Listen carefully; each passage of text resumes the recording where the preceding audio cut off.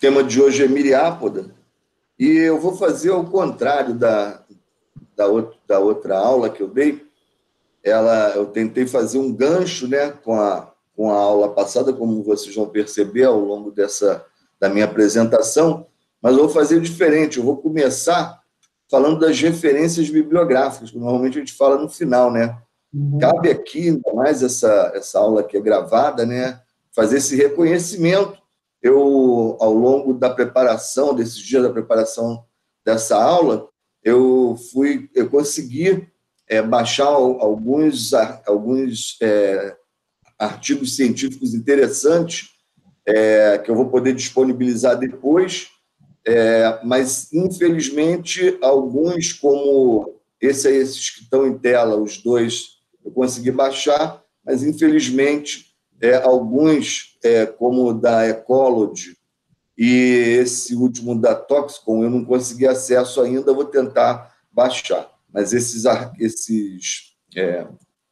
artigos em PDF eu vou disponibilizar, então, pelo SIGA. E também, né, nós temos aqueles vários sites que tomam bastante tempo, porque praticamente cada figura, exceto se eu dei alguma distraída aí, né, mas cada figura tem a sua fonte, então foram vários sites que estão aí, então, reconhecidos. Eu já deixo aqui o meu agradecimento aos autores de todas essas figuras, né, que eu venho baixando agora e gravando, como vocês têm acompanhado desde a aula passada, colocando a fonte de onde eu tirei essas imagens. Bem, vamos começar pelos objetivos, né? Ao final dessa aula, a gente espera que vocês sejam capazes de compreender por que os artrópodes estão divididos em dois grupos, quelicerados e mandibulados, sejam capazes também de citar as principais características morfológicas que definem lacraias e gongolos, reconhecer a potencial causa de acidentes por alguns miriápodes e recomendar a adoção de medidas para evitar a proliferação de aracnídeos e miriápodes no ambiente domiciliar. Então, são os objetivos em linhas gerais, e vou também continuar fazendo uso, né, dessa filogenia que Surances apresentou em 2018, para apontar aqui, né, no mesmo procedimento da aula anterior, esse grupo, né, que nós vamos ver hoje, ampliado aqui. Já cabe ressaltar, né, que o tema de hoje são as lacraias e gongolos, quilópodes e diplópodes, né, os táxons a que pertencem esses organismos, e os norte-americanos eles usam os termos centípedes e milípedes para se referir, que a gente usa lacraia, piolho de cobra, gongolo, emboá, esses nomes populares eles usam para lacraias centípedes, e para os diplópoda, que não aparece aqui uma figura, são os milípedes. O Brusca faz um comentário que, apesar desse nome milípedes, né, parece que são 1000 pés, nenhum deles tem 1000 pés. O Ilacma planipes é uma espécie que tem o maior número de pernas, parece algo em torno de 375 pares de pernas. Isso dá um pouco, 700 e tantas pernas, não chega a 1000. E os centípedes, né, mostra já, né, um termo que se refere seria 100 pés, eles têm menos pés do que as lacraias têm menos pés do que os gongolos. Então, essa é a ideia. E esse grupo, então, a gente trata com o nome do taxon, Miriápoda. Miriápoda quer dizer literalmente isso, muitos pés, uma miríade de pés. Então, isso é o que define esse grupo, esse número extraordinário de pés que todos têm, sempre menos de 1000. Agora que a gente viu na aula passada um pouco do que é o subfilo Chelicerata, acho que já começa a gente poder fazer uma ideia e usar o recurso da biologia comparada, né, através das suas filogenias, para a gente começar a entender um pouco mais também de como esses organismos se relacionam, falando em termos de parentesco. Então, nós vimos Chelicerata, agora nós estamos vendo Miriápoda, E o Brusca, já em 2007, na edição anterior do livro deles, eles já falavam sobre essas 4 principais hipóteses. Não tem só essas, tem outras hipóteses, mas essa eles apontam como as principais. E eles dizem, né, ainda em 2007, eles já diziam que virtualmente todas as combinações de árvores filogenéticas imagináveis já foram propostas. Dentre essas 4, eu vou aqui destacar essa que eu vou chamar de proposta 1 e essa que eu vou chamar de proposta 2. E já vou explicar o porquê. A gente, então, vendo isso com um pouco mais de detalhe, eu só girei o ramo de Quelicerata para o outro lado, para evidenciar um pouco, né, o que nos interessa hoje. Então, fiz isso com as duas propostas. A gente já vê de cara que existe uma controvérsia entre as duas propostas com relação a com quem Miriápoda se relaciona. Na proposta 1, que é uma proposta que eu, durante muito tempo, fui simpático a ela, sempre achei essa uma proposta boa, Miriápoda forma com Hexápoda um agrupamento. Então, eles têm uma relação mais estreita entre eles do que com os outros, isso quer dizer essa filogenia. Enquanto na proposta 2, Miriápoda fica de fora e Crustácea é que sim se relaciona com Hexápoda. Então, essa é a ideia. Então, nós temos, na proposta 1, um grupo formado por Miriápoda e Hexápoda, que recebe o nome de Traqueata. Tem outros nomes, não vou aqui entrar nesses detalhes, mas o Traqueata tem muito a ver com uma característica, né, desse grupo. E na proposta 2, nós temos o agrupamento de Crustácea e Hexápoda, a gente chama isso de pancrustácea. Essas duas hipóteses são um pouco semelhantes e, se prestar atenção, o que essas hipóteses têm em comum? Agora seria a hora, se não fosse uma aula assíncrona, da gente abrir para participação, mas como ela é uma aula assíncrona e a gente combinou de ir falando, apresentando, né? E depois a gente pode fazer as discussões que forem pertinentes. O que mais chama atenção é que, em ambas as propostas, nós temos um agrupamento que reúne Crustácea, Hexápoda e Miriápoda, não necessariamente nessa ordem, e esse agrupamento é chamado de mandibulata. Então, repito, a proposta 1, para mim, sempre foi uma proposta mais simpática, porém, mais recentemente, o Brusca, na sua última edição do seu livro de invertebrados, eles apoiam essa proposta 2, ou seja, hoje, diante das evidências mais recentes, Crustácea, então, é mais próximo evolutivamente a Hexápoda do que aquela proposta 1, né, que Miriápoda seria mais próximo de Hexápoda. A ideia é que os hexápodos eles compartilham uma linhagem, eles surgiram de uma linhagem de Crustácea, e hoje Crustácea, inclusive, não é considerado um grupo que é um grupo chamado monofilético. E esse termo, eu acho assim, o pessoal da biologia, né, eles vão ter mais familiaridade com esses termos. O professor Leonardo já tinha comentado isso, né, quando apresentou as filogenias lá de Suance, mas eu vou tentar dar uma esclarecida geral e relembrar, né, que também ninguém é obrigado a ter gravado essas ideias da sistemática filogenética, vou relembrar no próximo slide, né, o que é isso. Bom, mandibulata, nessas propostas 1 e 2, ele é considerado um grupo monofilético, enquanto nas propostas que agora eu numerei como 3 e 4, mandibulata é um agrupamento parafilético. Então, só relembrando aqui, né, nós temos esses dois agrupamentos chamados de mandibulata.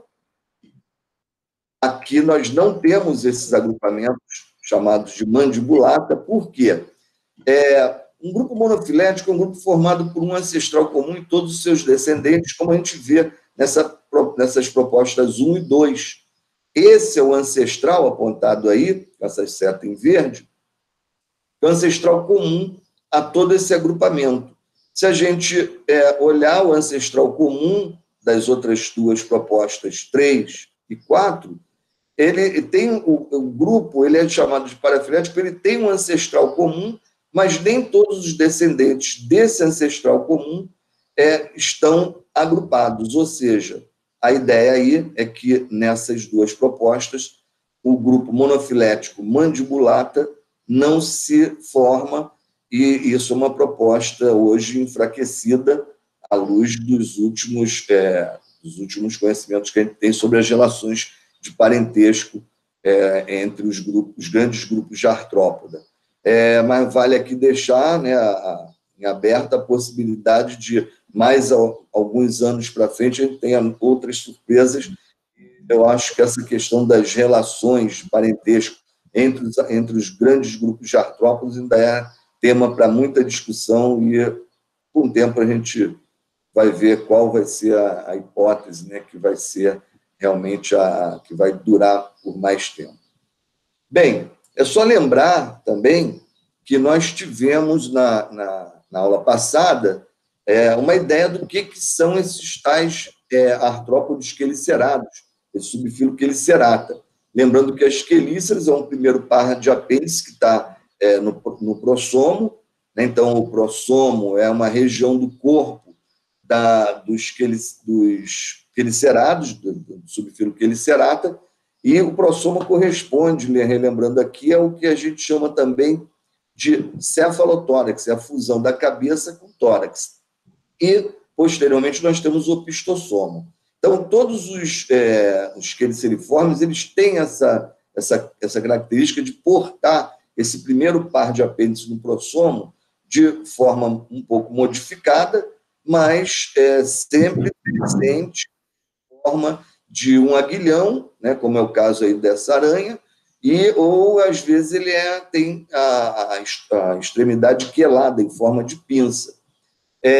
Os outros artrópodes, que formam aquele grupo que a gente chama de mandibulados, eles têm uma característica, primeiro, eles não têm essa regionalização do corpo em prossomo e opistossomo. Os mandibulados, eles têm uma cabeça bem diferenciada e separada do resto do corpo. E essa cabeça, ela tem sempre, no terceiro segmento da cabeça, eles têm um par de apêndices que a gente chama de mandíbulas. Essas mandíbulas aí são mandíbulas de uma saúva, de uma formiga saúva. Mesmo entre as formigas, as mandíbulas são muito modificadas, e entre os mandibulados, essas diferenças, né, essas variações de formato de mandíbula são gritantes.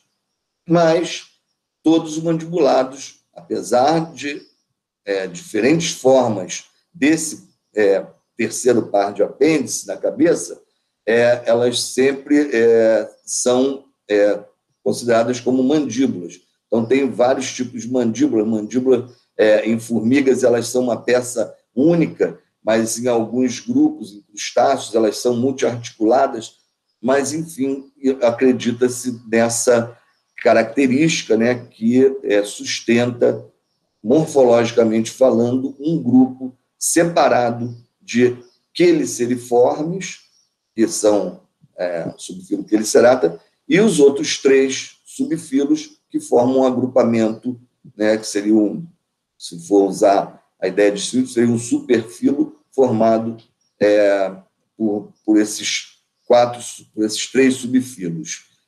Só para mostrar, né, um exemplo do que é isso na morfologia, né, da cabeça, eu peguei aqui a cabeça de gafanhoto, achei esse desenho bem didático, que ele mostra em cores, né, as partes que formam as peças, que a gente chama de peças bucais dos insetos. E isso também tem bastante variação, mas esse é o bicho didático para a gente entender como é que é a conformação dessas peças bucais nesses animais. Então, o primeiro que eu destaco aí é o labro, depois a mandíbula, que é o que nos interessa, né? Por isso todos têm esse grupo aí tem esses apêndices pares, mandíbulas são duas, o lábio é uma peça ímpar, a maxila é um par também, vem depois das mandíbulas, e por trás disso tudo tem uma peça ímpar, que a gente chama de lábio. Essa peça em vermelho, então, é a que nos interessa, né, que é a que dá nome a esse agrupamento de subfilos de artrópode. A classificação de Myriapoda, ela é bastante simples em termos de classes, né, que é a primeira divisão, né, dos táxons de Myriapoda. Porém, dentro de cada grupo, particularmente em Diplópoda, a subdivisão da classe Diplópoda é mais complexa. Vamos ficar só nas classes que nos interessa, particularmente a classe Quilópoda e a classe Diplópoda. O grupo é um grupo bem menor do que o que a gente viu anteriormente, do Esquelicerata, algo em torno de 10%, né, do que é o número de espécies de Quelicerata. Aqui nós temos 16 mil espécies, sendo que chama atenção o número de espécies de Diplópodes. É um grupo muito diversificado, né, dentro de Myriapoda. Então, 12 mil espécies, a esmagadora maioria dos Myriapoda são de espécies de Diplópoda. Quilópoda tem aproximadamente 3.300 espécies, e os outros dois grupos nós não vamos ver aqui, porque eles não têm nenhuma importância, tem importância ecológica, mas eles não têm nenhuma importância médica. Então, eu vou pular essa parte, que são os Paurópoda, que são 850 espécies, e 200 espécies para a outra classe, que é Sínfila. Então, notem que esse agrupamento, esses dois agrupamentos são bem menores, né, e nós vamos ficar, então, com principalmente vamos falar de quilópodes e vamos falar de diplópodes. Essa filogenia mostra que Quilópoda está separada em duas subclasses. Uma subclasse chamada Notostigmófora e uma outra subclasse chamada Pleurostigmófora. Dentro dessa subclasse, Pleurostigmófora, é que nós temos a maior parte dos quilópodes que nos interessam, que têm alguma importância como animais peçonhentos. Todos os quilópodes são peçonhentos, porém, Notostigmófora, o exemplo clássico Scutigera coleoptrata, é uma espécie de lacraia que é chamada de centopeia doméstica. Ela, nos Estados Unidos, ela habita os lares, então ela é uma lacraia que os relatos são que ela é inofensiva para os seres humanos. Tá? Então, a subclasse tem uma ordem só, Scutigeromorpha, e essa Scutigera coleoptrata é uma espécie, como vocês podem ver, bem antiga, lá do Linneu, né, de 1758, na publicação da 10ª edição do Sistema Naturae, e esse bicho é bastante conhecido. Eu não coloquei aqui, mas na internet, se vocês colocarem Scutigera coleoptrata, tem muitas imagens, inclusive tem uma imagem que uma pessoa com uma lacraia dessa entre os dedos, assim, e o que falam é que essas lacrainhas, elas são inofensivas, como eu falei, para os seres humanos. Professor, A característica que separa esse grupo dos outros, dos Pleurostigmófora, é que a respiração desses animais é do tipo traqueal. Então, no final de cada segmento dorsal do corpo, tem um orifício que a gente chama de espiráculo, por onde entra o ar. Então, isso é uma diferença marcante. Dentro de Quilópoda, somente os Scutigeromorpha têm, onde eu estou apontando aqui, esses espiráculos são orifícios para a penetração do ar do sistema traqueal. E uma coisa que também chama muita atenção são essas pernas muito alongadas. Então, as antenas e as pernas são notavelmente alongadas, enquanto o que a gente mais conhece, né, a subclasse Pleurostigmófora, tem 4 ordens. Eu vou falar só da Scolopendromorpha, que é onde tem mais relatos, né, de alguma certa importância médica, suave, como nós vamos ver. Mas esse é o jeitão, né, de lacraia que a gente está mais familiarizado. Mas são meio assim, marrons, pardacentas, aqui na nossa região enceropédica, principalmente esse tipo de lacraia que eu tenho visto, inclusive, invadindo casas. Esse jeitão dessa lacraia, né, notem que, comparado com a anterior, as pernas são relativamente muito mais curtas, né? Então, não tem como confundir esses dois grandes grupos. E nesse grupo, Pleurostigmófora, as aberturas respiratórias estão situadas ao lado do corpo, uma de cada lado. Então, Notostigmófora, ela tem espiráculos dorsais e essas Pleurostigmófora, todas essas lacraias, têm espiráculos respiratórios laterais. Então, isso que separa um do outro. E o hemisfério norte, professor, é muito comum discutir geromorfa. Eu cheguei a pegar na mão. Sim. É inofensiva, realmente, pequenininha, e é muito comum. Dentro de casa, assim que começa o derretimento da neve lá, elas já andam assim livremente dentro das casas. O pessoal nem mata porque é inofensivo. Eu, infelizmente, não pude trazer, mas tinha várias no meu quarto. Então, que quando eu dou essa aula para biologia, eu até mostro a primeira página do Brusca, que ele fala exatamente dessa espécie de escutígera coleoptrata, falando que ela habita os lares. Isso está no primeiro, no Brusca de 2007. Então, eu inicio minha aula de quilópoda, de miriápoda, falando sobre esse fato aí.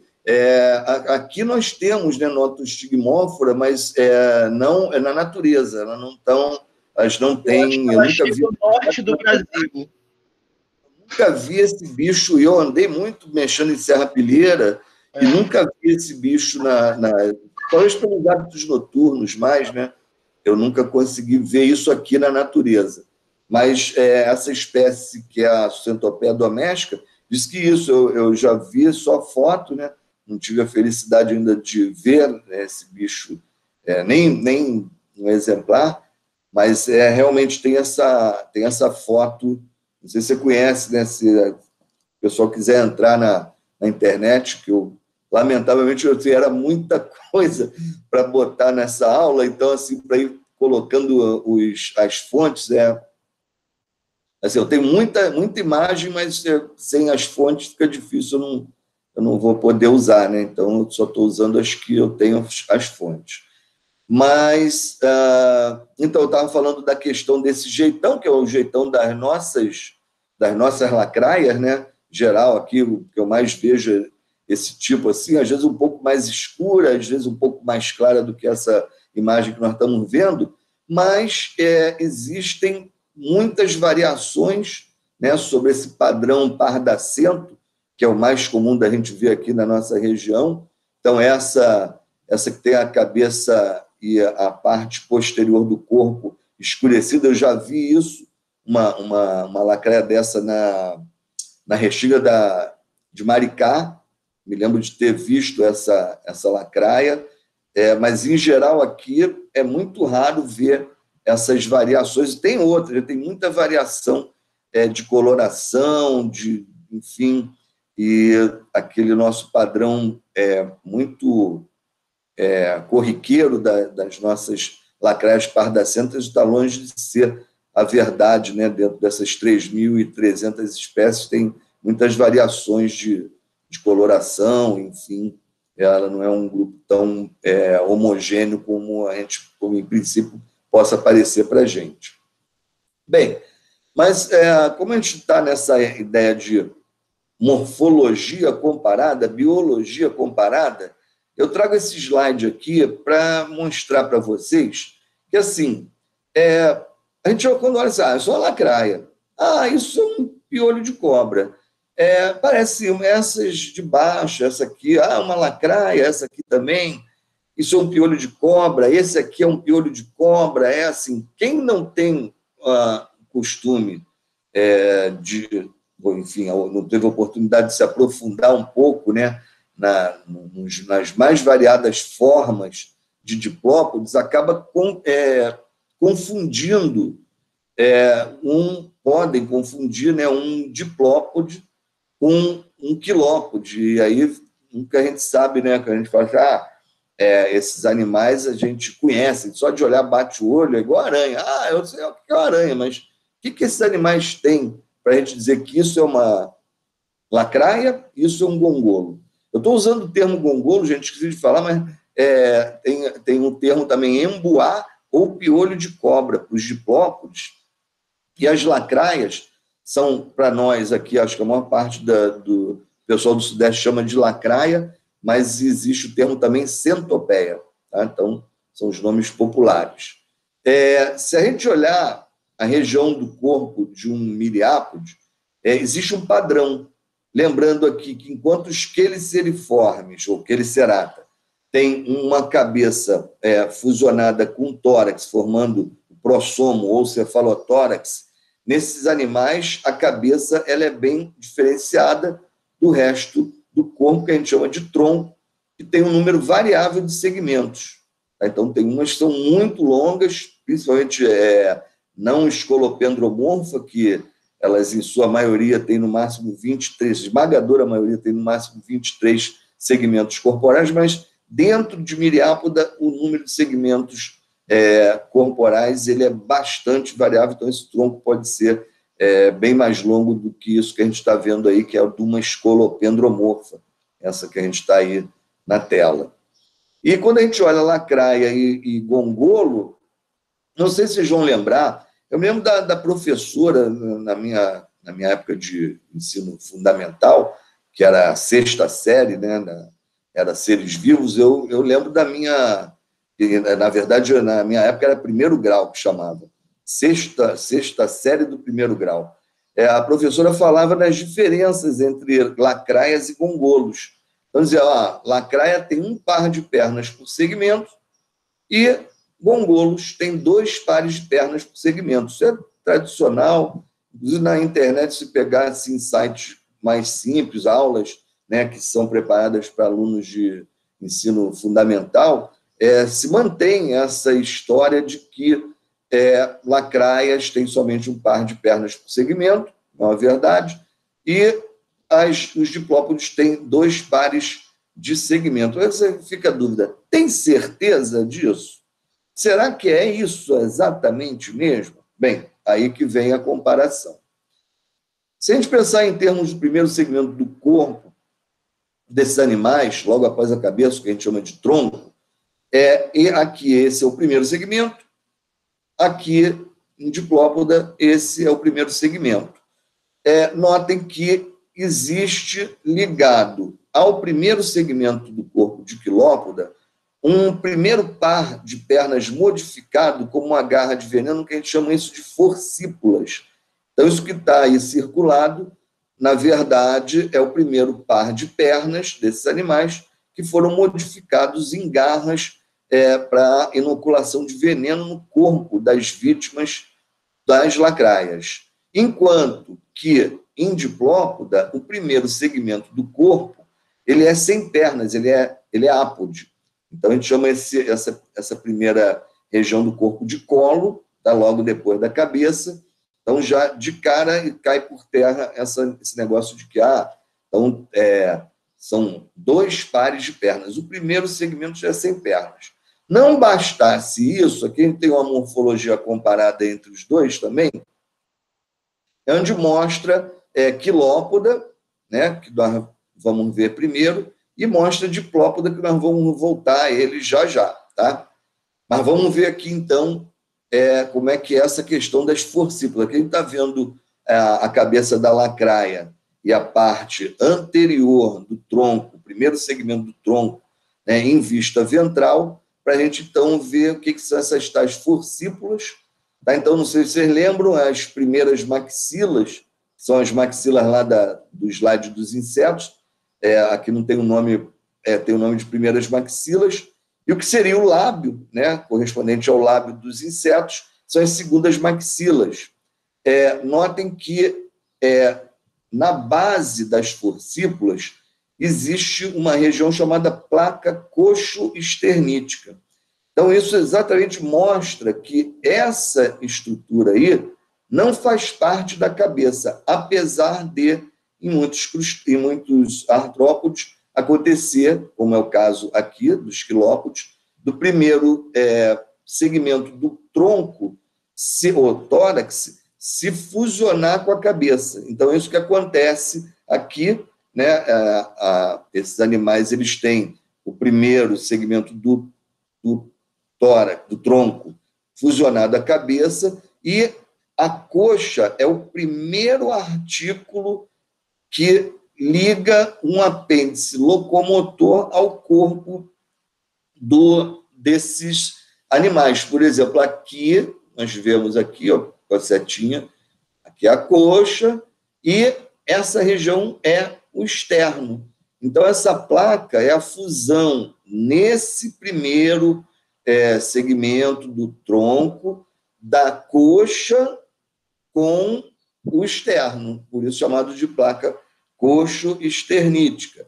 E aqui eu usei um esquema, um desenho, para mostrar, né, que no interior, então, de cada forcípula tem uma glândula de veneno que tem um ducto que leva, né, a peçonha à ponta do aguilhão, né, que eles usam isso aqui para inocular o veneno no corpo das suas vítimas, como eu já tinha falado.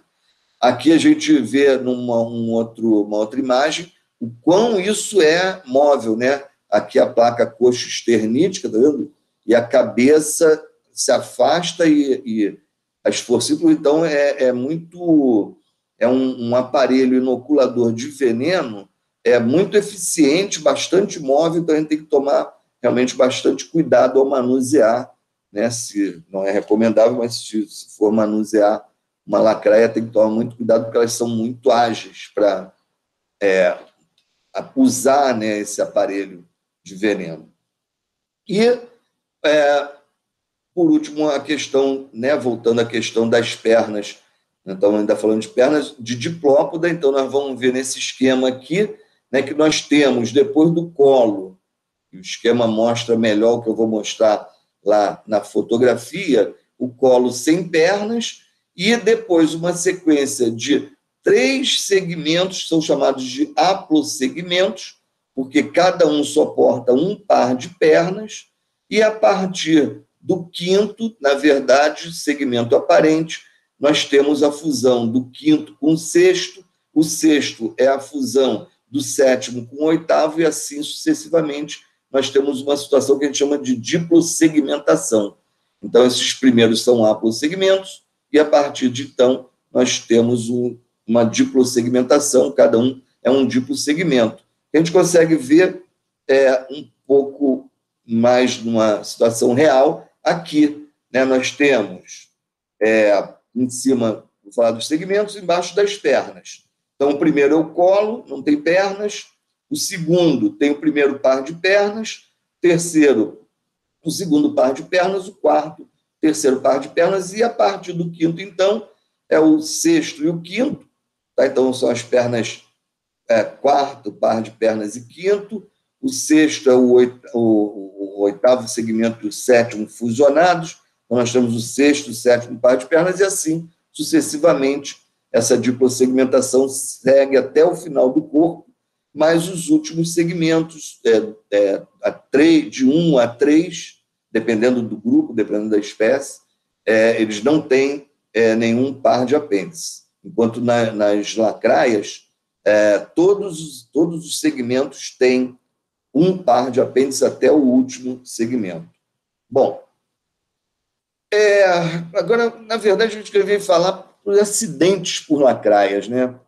Chama atenção o que o Surance comenta sobre lacraias e sobre gongolos. Na verdade, ele fala mais sobre lacraias, e ele diz lá, assim, com todas as letras, a ausência de relevância médica fez desta linhagem de artrópodes um grupo pouco investigado.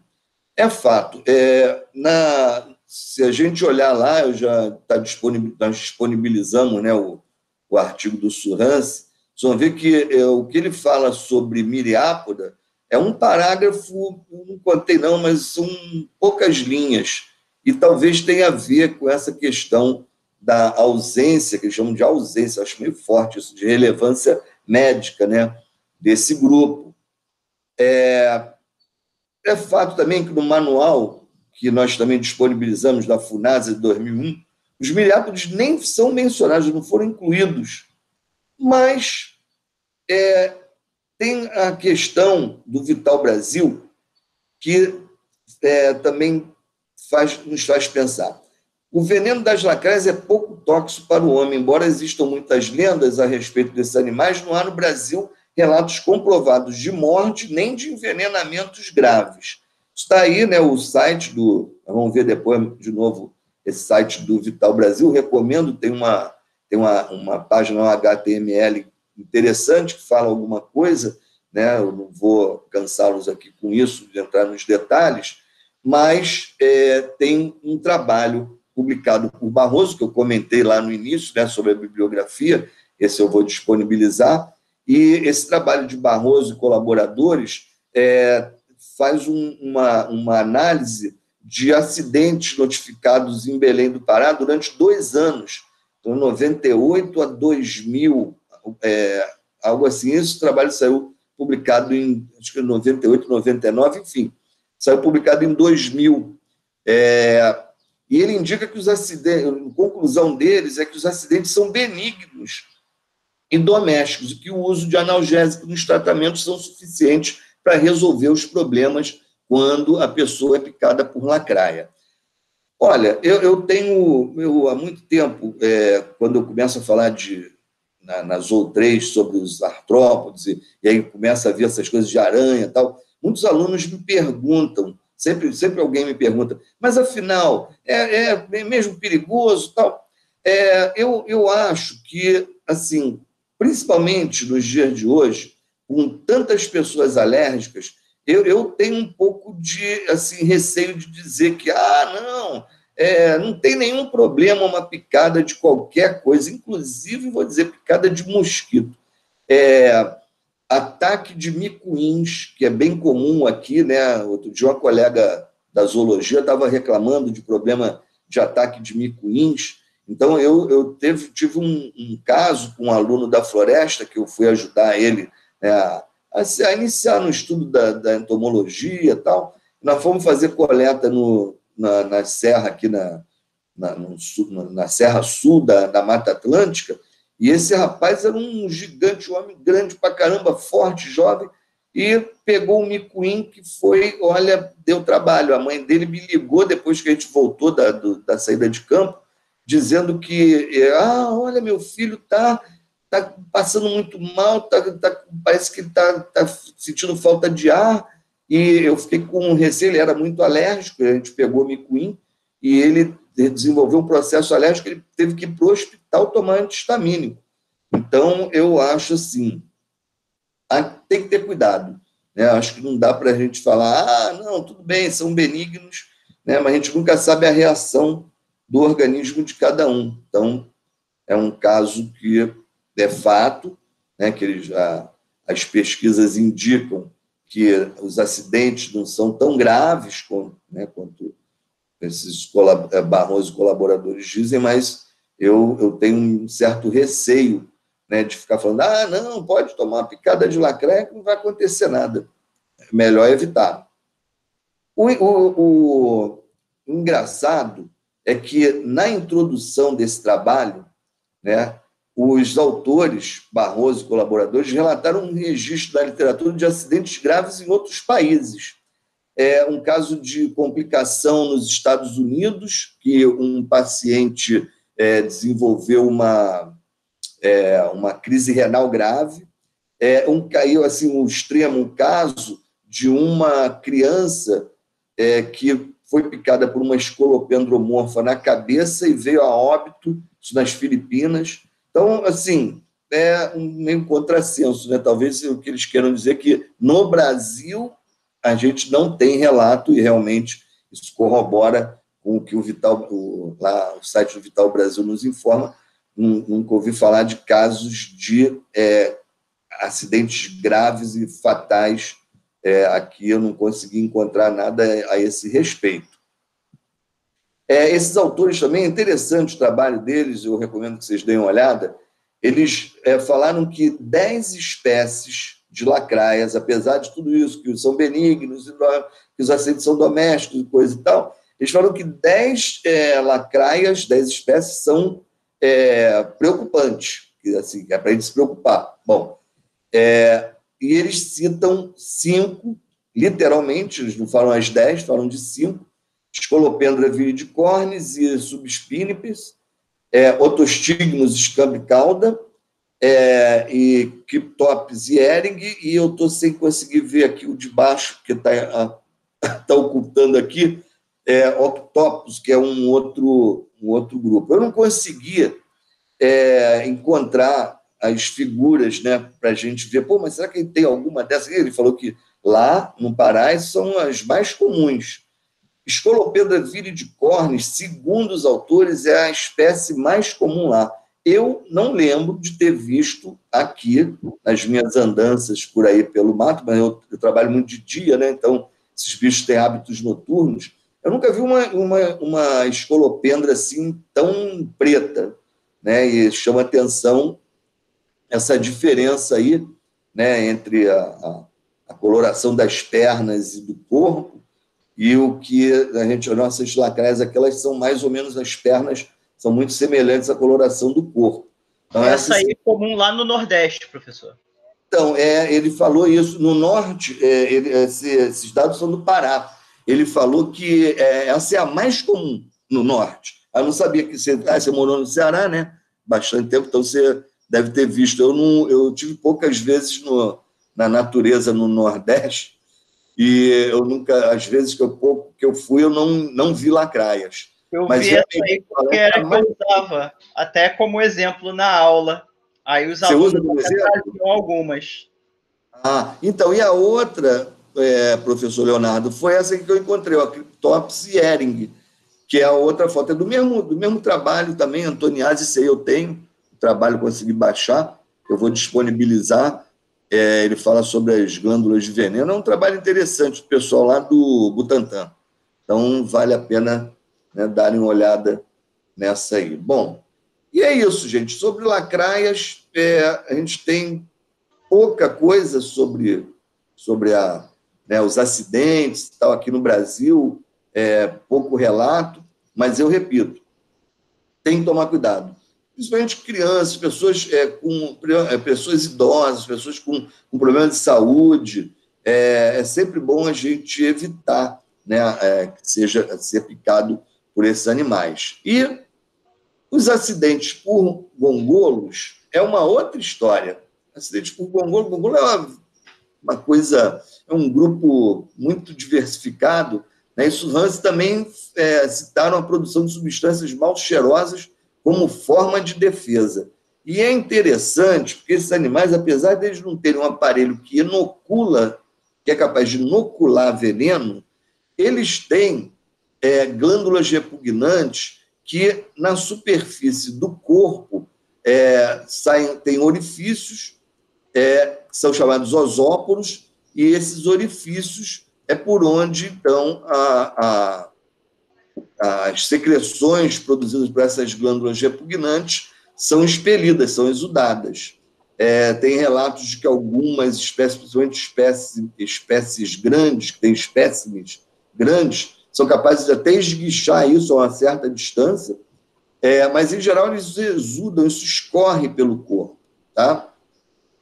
E é fato, né, que a gente tem, né, muitos têm essas glândulas aqui, aquele outro gongolo, né, que eu já tinha mostrado, a gente vê aqui também orifícios das glândulas repugnantes, sempre essa parte lateral do corpo.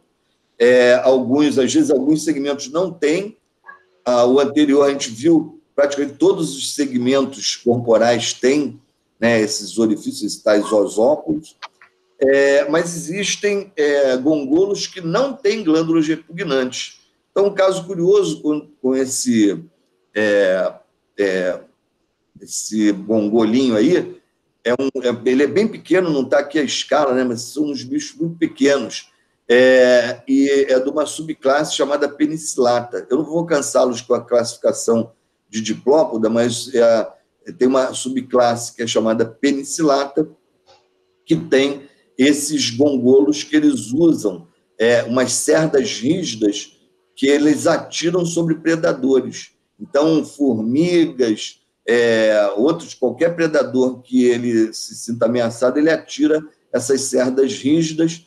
E tem uma formiga chamada Taumatomir mexiatrox, que ela se especializou em predar esses animais. Então, ela tem uma mandíbula toda especializada, eu vou mostrar isso quando falar sobre as formigas, a mandíbula toda especializada para afastar esses animais, impedir que eles atirem essas cerdas neles, e eles depilam o polixênide, que é o grupo, né, desses animais aí, e comem, então, o animal depilado. Então, elas são chamadas de formigas depiladoras, é um caso curioso, tem um trabalho publicado já nos anos 90, o pessoal do Museu de Zoologia da USP, é um caso que vale a pena fazer um comentário quando eu falar sobre formigas.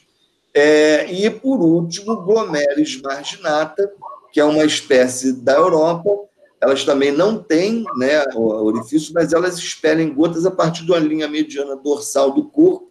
E o curioso é que essas substâncias que elas exalam, elas são chamadas de quinazolinonas, e essa substância é do grupo de um medicamento que é um sedativo poderoso chamado Coalude. Então, esses glomeres, esses diplópodes, eles fazem os seus predadores dormir com o uso dessa substância. Então, um caso curioso, né, tem trabalhos publicados sobre aranha-lobo, enfim, tem vários trabalhos publicados sobre o comportamento de defesa desses glomeres marginata. Apesar, né, de Suhance não se aprofundar e falar só da questão de substâncias mal cheirosas como forma de defesa, eles não claramente, se vocês lerem lá, não claramente ele fala assim, diplópoda, ele está falando lá de miriápoda, né? Mas ele fala mais de lacrais, eu não sei, na verdade eu não entendi bem se ele deixou de incluir a palavra milípedes, porque eles falam sempre em centípedes. E Brusca, eles descreveram algumas formas de uso de um que eles chamam de surpreendente arsenal químico. Então, são várias substâncias, vou citar algumas, né, que são líquidos tóxicos, que são voláteis, benzohidroquinonas, fenol e acetatos de ácidos carboxílicos, ácido benzoico e benzaldeído e, pasmem, cianeto de hidrogênio. Aí, gente, cianeto de hidrogênio, nós estamos falando palavras maiores. Porque o cianeto de hidrogênio, não sei se você sabe, os cianetos, e particularmente o de hidrogênio, né, foi usado até em câmaras de gás, né, ele sintético, claro, não dos gongolos, na Câmara de Gás dos Estados Unidos. Então, enfim, se vocês colocarem isso aí na internet, vocês vão ver que o cianeto de hidrogênio é o que chamam de cianureto também. Tá? Então, tem lá na América do Norte, Arpaphia eideriana, é uma espécie que tem, né, essa substância, né, ela exala essa substância altamente venenosa, né? Cianeto foi usado na Primeira Guerra Mundial, na Guerra Química, enfim, é bem perigoso. Na verdade, notem que o animal tem uma coloração chamativa, né? Que é a pontinha da lateral do corpo, das lâminas laterais do corpo, elas são amarelas. Então, é comum, né, gongolos que têm alguma defesa que seja perigosa, eles têm essa coloração que o professor Leonardo já tinha comentado, coloração aposemática, que é uma coloração de advertência, para mostrar que o bicho tem alguma coisa que pode agredir né, um provável predador ou um simples agressor. Então, uma coisa que fica para a gente assim, ó, bicho muito bonitinho, muito colorido, cuidado, são todos, mas isso é uma regra que é bem legal da gente respeitar. Então, cuidado quando os bichos chamam muita atenção, né, por coloração, enfim, particularmente coloração, é bastante preocupante, né, para nos avisar, é uma maneira de nos avisar que pode ter algum problema, né, que esse animal pode nos causar. Queimaduras pelas secreções de glândulas repugnantes são as mais comuns em seres humanos, então se vê isso aí grave, né, uma queimadura bastante gritante. Eu comentei, acho que na aula passada, a gente falou sobre essa questão de gongolos, né, que aqui em casa, um dia eu fui dar aula, calcei o tênis, uma coisa que eu raramente faço, eu até comentei, vou repetir, eu bato sempre os meus sapatos, meus calçados, principalmente no mato, então, eu sempre bato ele antes de calçar. Eu aqui na pressa calcei o tênis, passei a manhã aquilo me incomodando, na hora do almoço, que eu terminei minha aula, fui olhar, tinha um gongolo bem grande que andou por aqui, por Seropédica, um gongolo marrom bem forte, assim, bem grandão, e ele me deixou uma marca parecida com isso aí, mas não chegou a queimar, não me incomodou, mas ficou um bom tempo uma mancha semelhante a essa aí, né? Não a parte mais escura, nessa parte mais clara, mas ficou mais de mês. Então, assim, se as secreções das glândulas repugnantes de diplópoda podem causar queimaduras, né, e as lacraias têm casos, apesar de serem raros, que foram até fatais, né? A gente não sabe o que teve também de casos que não foram relatados. Eu acho que a gente tem que tomar, sim, cuidado, tanto com gongolo quanto com lacraia, né, porque esses bichos estão nesse grupo de peçonhentos e, enfim, não sei por que Surance deu pouca atenção, na verdade, na minha maneira de interpretar. Agora, depois que consegui ler o artigo, né, que eu acho que ele podiam ter falado mais um pouco sobre esses animais. Para encerrar, tá lá eu não vou entrar em detalhes, porque está lá no Manual de Animais Peçonhentos da FUNASA, mas um dos nossos objetivos era a gente lembrar isso, né, de como prevenir acidentes com aracnídeos, primeiro escorpiões. Não incluí isso na outra aula, porque já estava muito extensa. Eu me programei para falar e juntar, né, eu sabia que tinha menos coisas para falar sobre miriápodes. Então, notem que não faz menção, a FUNASA não faz menção a miriápodes. Então, eles falam lá, para aracnídeos, manter jardins e quintais limpos. Eu não vou entrar muito no detalhe, mas eu já tinha comentado também nas nossas discussões no final da aula passada, se eu não me engano, o problema de juntar entulho e coisas no quintal, né? Não só manter o jardim, a grama parada, enfim, não deixar coisas guardadas, né, entulho no quintal, é uma boa estratégia para prevenir acidentes com aracnídeos, porque quando você junta isso, daí vem barata, vem rato, enfim, começa a criar ali um ambiente propício a que outros, né, que vão se alimentar desses que vão se esconder ali, por exemplo, baratas, a gente vai ter uma oferta de presas, né, para escorpiões, para aranhas e, no caso, até lacraias também, né? Agora que a gente já falou de lacraias, então serviria também para lacraia. Limpar periodicamente os terrenos baldios vizinhos, isso é um problema. A gente sempre fala assim, mas o problema é o terreno baldio que está aqui, que é vizinho meu. Não tem jeito, gente. Se a gente for esperar o poder público, às vezes eles não vão fazer nada. Então, é bom, né, que a gente cuide também desses terrenos baldios. Agora, aquilo que eu já tinha falado, saco de roupas e sapatos antes de usá-los, isso é lei. Isso serve sempre, não esqueçam de fazer isso. Não pôr as mãos em buracos, sob pedras e troncos podres.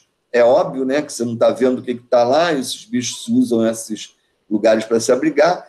É uma coisa importante, vedar soleiras das portas e janelas quando começar a escurecer, porque esses animais têm hábitos, em sua esmagadora maioria, hábitos noturnos. Então, essa é uma estratégia boa. Usar telas em ralos do chão, pias ou tanques, isso também impede, né, quando a gente não está usando o ralo, manter ele fechado, isso também impede a invasão da nossa casa por esses animais. Combater a proliferação de insetos para evitar o aparecimento de aracnídeos que deles se alimentam, isso tem a ver com manter jardins e quintais limpos, vedar frechas, buracos e paredes, assoalhos e vãos entre o forro e paredes, consertar rodas pés despregados, isso é um problema.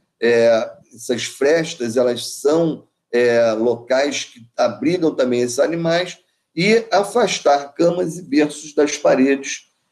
Isso também é uma medida boa, e tem mais detalhes, né? Eu fiz aqui um geralzão, vocês podem ver cada um dessas prevenções, cada uma dessas medidas, ela é acompanhada lá no manual de explicações mais detalhadas, mas parece bastante óbvio, né, a gente afastar camas e berços das paredes, porque esses animais sobem pelas paredes, principalmente aranhas, né, então essa é uma medida também boa. Eles comentam de não deixar também mosquiteiros e roupa de cama em contato com o chão, que também serve de ponte para esses animais subirem nas nossas camas. E, por último, o Instituto Vital Brasil, está aí, né, o site, recomendo que vocês entrem lá e deem uma olhada, aí eles falam sobre lacraias. Então, as precauções são as seguintes, coisas que têm a ver com aranha também. Limpar ralos semanalmente, mantê-los fechados quando não estiverem em uso, limpar e manter fechadas as caixas de gordura e esgotos. As lacraias, elas têm muita predileção por ambientes úmidos, e caixas de gordura e o esgoto têm também baratas. Então, a umidade e a oferta de itens para alimentação das lacraias faz com que essas áreas, né, subterrâneas, elas tenham, às vezes, até da infestação desses animais. Limpar jardins, também a mesma coisa, a gente já falou, aparar grama e afastar plantas ornamentais e trepadeiras das casas. Uma coisa que tem a ver com os quintais, e também não usar porões, garagens, quintais como depósitos de objetos que estejam fora de uso, e aí serve de esconderijo para a lacraia, não só para a lacraia, e para outros também, né, aranhas, escorpiões, e cuidar dos muros e calçamentos para que não apresente frestas onde a umidade se acumule e esses animais possam se esconder. De uma maneira geral, essas são as medidas que a gente pode, então, ter como cuidado para evitar, né, que esses animais invadam nossas casas. Eu não comentei, fica o comentário aqui, né, para vocês lembrarem, quando eu faço esse comentário, faço como uma pergunta, quase todo mundo, quase todas as salas têm 1, 2, 3 que levantam a mão. Quem nunca tomando banho, e é o pior momento, ser todo ensaboado, normalmente é assim, ser todo ensaboado, quando você sente algo estranho entre os seus dedos passando, assim, fazendo coxinha, e você olha, você está todo ensaboado dentro do boxe, e aí é complicado, né? O que você vai fazer? Pisa na lacraia, grita, sai. Então, provavelmente, alguns de vocês já tenham passado, né, por esse mau momento, né, de contato com lacraia. Isso ultimamente não tem acontecido aqui, mas em Seropédica eu já tive, lamentavelmente, essa experiência desagradável algumas vezes. Então, mesma coisa é manter o ralo, né, fechado, mas quando você está tomando banho, fica difícil. Então, era isso. Acho que era isso que eu tinha para falar. Deixa eu só voltar aqui.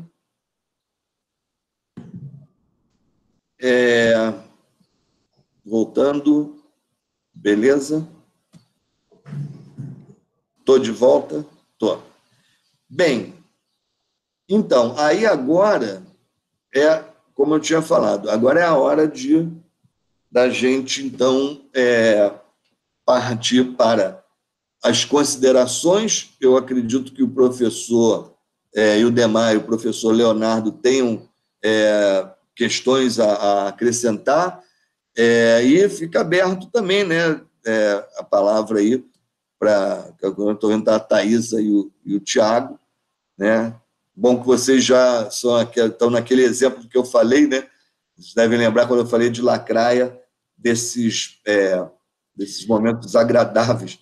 Eu não lembro se vocês passaram por isso, mas, enfim, eu agradeço a atenção e passo a palavra ao professor Ildemar. Acho que é ele que está com o microfone aberto. Isso. Primeiramente, parabenizar pela aula, como sempre. Obrigado, professor. Bastante...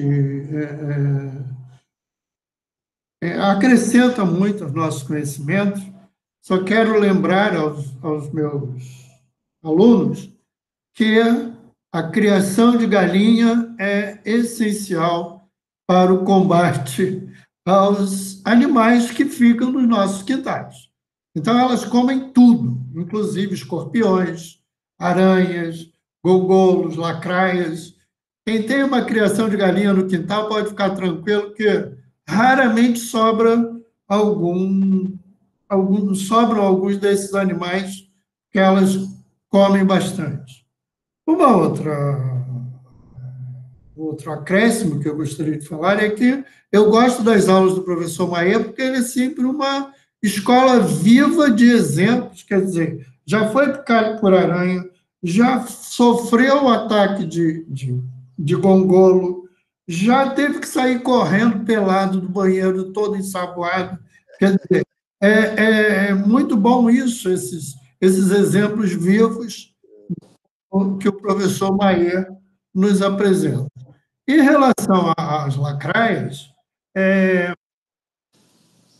uma espécie, eu li num trabalho, uma escolopendra gigântea. Isso. Então, ela tem quase 1 metro de comprimento, segundo informações. Eu fico olhando esses contrastes. Já que no Japão tudo é pequeno, como é que tem lá uma lacraia de quase 1 metro de comprimento? Então, quer dizer, não sei como é que isso acontece, né? E, realmente, o ataque por lacraia, ele é raro, porque esses animais, eles se defendem. E os informes que nós temos com relação à gravidade da peçonha em si, é muita dor no local da picada, além dos edemas que eles causam, né, um inchaço muito grande, mas, independente, também conheço o caso da menina que foi a óbito em função da picada, parece que a lacraia estava na touquinha da cabeça e o pessoal não viu, quer dizer, e a lacraia tem esse comportamento de atacar muitas vezes, né? Então, a quantidade de peçonha inoculada é grande. E existe ainda o problema da sensibilidade. Você não pode generalizar, já que existem pessoas mais sensíveis e menos sensíveis. Existe uma escala que, geralmente, nós encontramos nesses manuais de acidentes por animais peçonhentos e venenosos, que diz que de 0 até 11 ou 10, e depois dos 50. Quer dizer, esses dois limites são bastante sensíveis e perigosos para os ataques em geral dos animais. Geralmente, o sexo masculino reage mais, porque tem uma massa muscular maior do que o feminino, e isso faz com que a disseminação da toxina seja mais lenta, mas também não existe assim, uma generalização. Então, era isso. Eu não sei se o Leonardo quer acrescentar. Obrigado, professor Maia. e passo a palavra para o Leonardo. E eu também queria parabenizar o professor Maê pela aula e vários exemplos espetaculares de Obrigado. relato pessoal, de contato aí com vários animais. O Sumaí foi meu professor de técnicas de coleta quando eu era aluno, então de mato e de bicho ele entende pra caramba, podem confiar. Tô mesmo. Mas só falando aí daquela lacrainha viridicornis, como eu falei, ela é comum lá no norte do Brasil, norte e nordeste, né? Mas aparentemente é só silvestre. Né? Como eu tinha falado semana passada, o nicho delas dentro das casas é muito mais preenchido aí pelos escorpiões do que pelos miriápodes. Eu nunca vi em ambiente peridoméstico. Né? Eu cheguei a ver algumas no mato, mas dentro de casa nunca vi. E relato pessoal também, eu já fui picado por lacraia no banho aí, professor. E dói aí, pra caramba. qual foi a sua reação? Dói pra caramba. Eu era criança ainda. Depois aí eu fiquei paranoico. Eu passei a olhar todos os cantos. Todo mundo comenta isso de muita dor. Nesse artigo, nesse artigo, vocês vão ver, eles têm umas tabelas que falam assim, do que se sente a dor, principalmente, o que o professor Demar falou com relação lá são mais casos de mulheres, né, porque, segundo eles, no caso, não fala qual é a espécie, né, que são relatos de casos de picada, mas que são as mulheres são mais picadas, nos casos que eles estudaram, do que em ambiente doméstico. Então, provavelmente, não seja a Scolopendra viridicornis, né? O Tiago tinha relatado ter encontrado um exemplar na cama do paciente. Chegou a atacá-lo, Tiago? Na verdade, boa tarde. Na verdade, a gente só achou e o paciente na verdade, ele sentiu alguma coceira, né? E estava reclamando que estava coçando como se tivesse um bicho andando em cima dele. Aí, o que a gente entendeu? Deu uma olhada, né? A gente pensou assim, cara, esse paciente está desorientando, né? O cara está sentindo coceira, você não está com não está com nenhum sinal de alergia, né? Ele falando que estava sentindo um bicho andando em cima dele. E aí a gente já montou uma força-tarefa para procurar ver o que estava acontecendo com aquele cara. Cara, a gente teve que tirar o cara do leito. Quando a gente foi ver, realmente tinha uma lacraia na cama. Ela estava debaixo já do lençol. Ela não chegou a picar ele, mas ela estava circulando. Não picou? Entendeu? Mas não chegou a picar. Oi? Ela não picou o paciente? Não picou. Ele não sentiu dor, só sentiu que ele sentiu andar por ele, pela perna. Ele sentiu andar do mesmo tempo. Ai, dá até nervoso. Eu tirei uma foto dela para jogar ela no chão. Deixa eu ver se eu consigo botar aqui. Deixa eu ver. Ô, Tiago, eu queria te fazer uma pergunta sobre a questão lá do hospital. É essa? Essa aqui, tá vendo? Ih, cara, me manda essa foto aí, Tiago. Depois eu vou te mandar o meu número. Olha só, Tiago, eu queria saber uma coisa sobre a questão lá do hospital. Você lembra de ter casos lá de acidentes por... Assim, acho que você falou de aranha, de escorpião, né, da outra aula. Lacraia teve? Cara, lacraia tem, assim, não é sempre que aparece, é bem esporádico, né? Como vocês falaram aí, realmente, geralmente é criança que chega, tá? Não, adulto é muito difícil, acho que adulto eu só peguei desde quando eu entrei lá, eu entrei em 2013, então acho que foram só uns 2 que passaram pelo menos por mim. 2 adultos e assim, o restante foi criança que aparece mais. Aí é muita dor, as crianças chegam com muita dor, né? Já chega com a área já com edema já formado, chega bem vermelho, né? E as mães, assim, ficam muito desesperadas, porque acham que tem veneno, que acham que Vai morrer. vai agravar, exatamente. Mas, assim, chega, mas não chega com tanta frequência quanto aranha e escorpião. Chega, assim, esporádico, mas entre adultos e crianças, chega muito mais criança do que adulto. Ah, interessante. Você viu Você sabe que no artigo que eu falei do Barroso, eles falam que assim, o tratamento é sintomático mesmo, é analgésico, e não tem nada, não tem um antídoto. O veneno não é tão ativo igual o veneno de cobra, de aranha marrom, enfim. Mas eu nunca experimentei como professor Cincinato, meu guru, falava, já experimentou uma picada de marimbondo? Não, professor, nem pensar, eu tenho horror disso. Enfim, eu queria fazer... vai falar, Thiago? Porque ela realmente não trata com nada. A única coisa que faz ou é dipirona ou paracetamol, que é para dor, né? Aí ele, dependendo, se tiver com estágio de inflamação, eles entram com algum anti-inflamatório e deixam em observação pelo menos umas 2 horas para ver se vai desenvolver alguma reação anafilática, né? Só por precaução mesmo. Mas fora isso, eles liberam logo em seguida quando chega, porque não tem o que fazer. É só para tratar dor, e a dor, as crianças chegam berrando mesmo. É uma dor intensa. Felizmente, nunca fui acidentado com isso, não.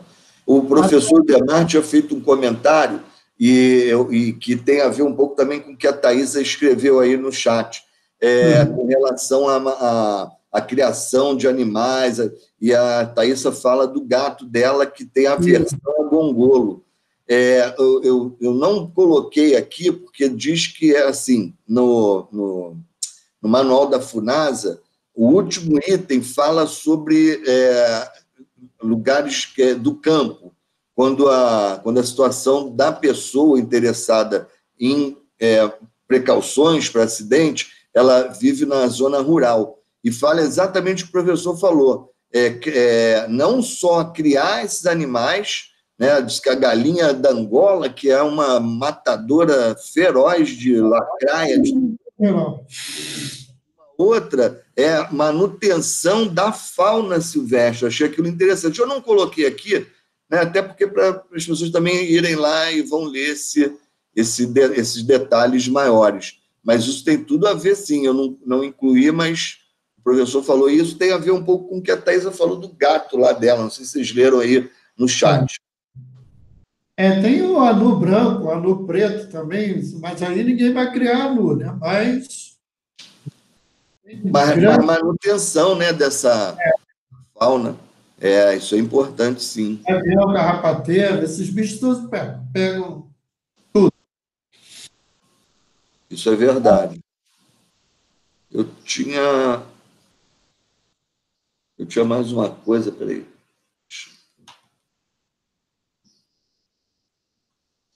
Não, já tinha falado do negócio do trabalho do Barroso, que tem uns quadros interessantes, e eles falam onde acontece mais as picadas, aí, enfim, é interessante que vocês leiam, né, esses artigos aí que eu vou mandar lá no Siga. E, enfim, eu acho que o que eu tinha a dizer era isso mesmo.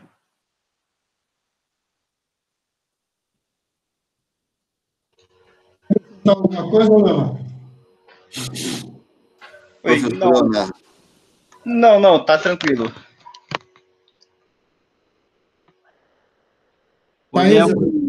Você está aí, Thaís? Você quer falar do seu gato, não?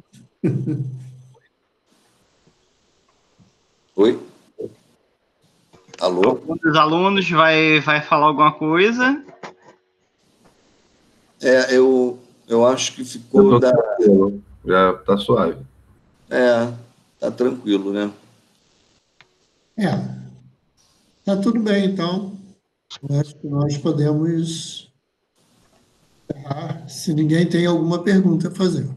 Ok, então eu vou encerrar a gravação aqui e assim que o meu computador processar, eu subo esse vídeo no YouTube, coloco o link lá no sistema. Sim. Eu gostaria só de conversar com os dois depois. Beleza. Sim, a gente precisa conversar, né? A Thaisa colocou que